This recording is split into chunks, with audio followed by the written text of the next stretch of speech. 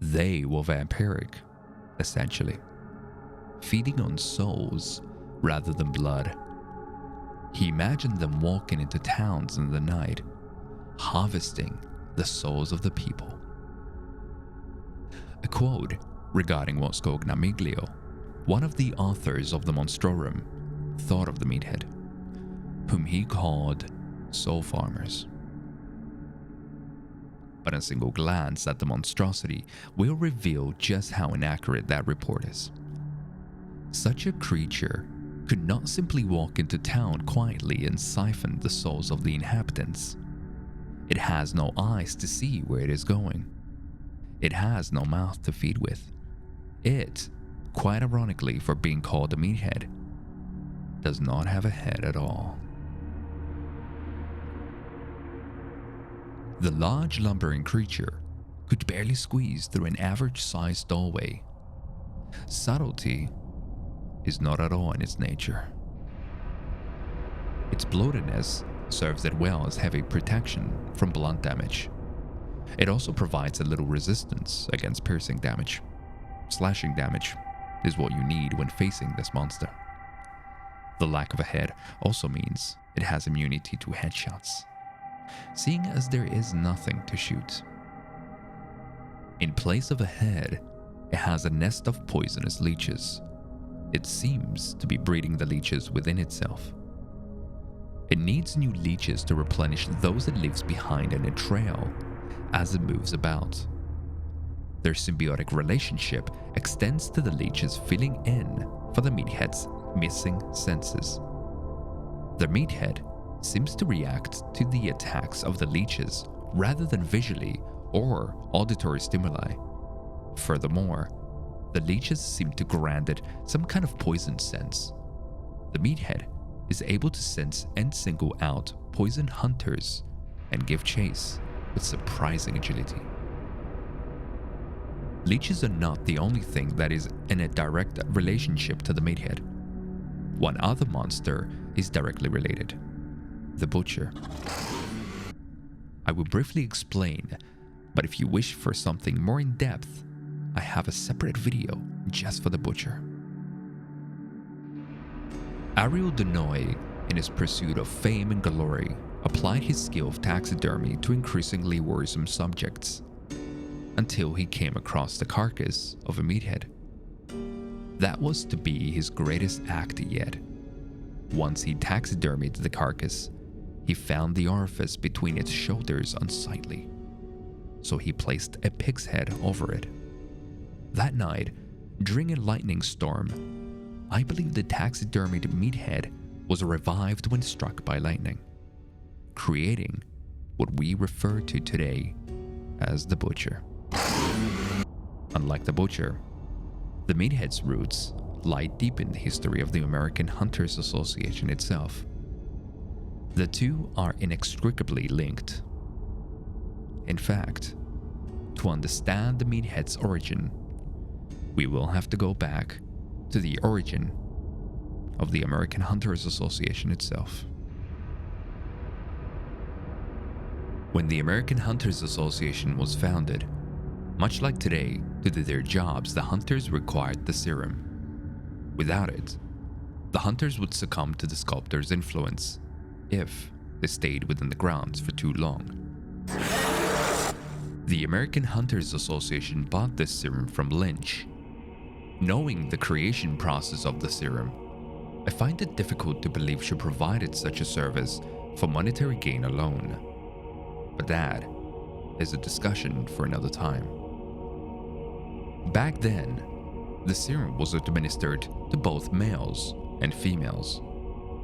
One such female hunter had been pregnant when the serum was administered. As a result, the child residing in her womb granted its mother unimaginable powers. However, such powers did not come without a price.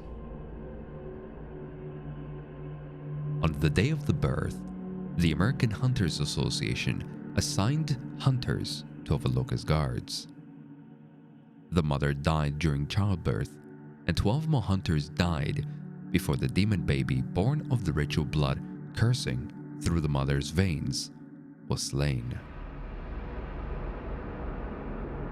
Naturally, the American Hunters Association did not like the idea of such news spreading, so the whole ordeal was kept a secret, and all women were banned from the initiation ritual. Ironically, the American Hunters Association's lack of transparency is what ultimately led to the Meathead's own birth.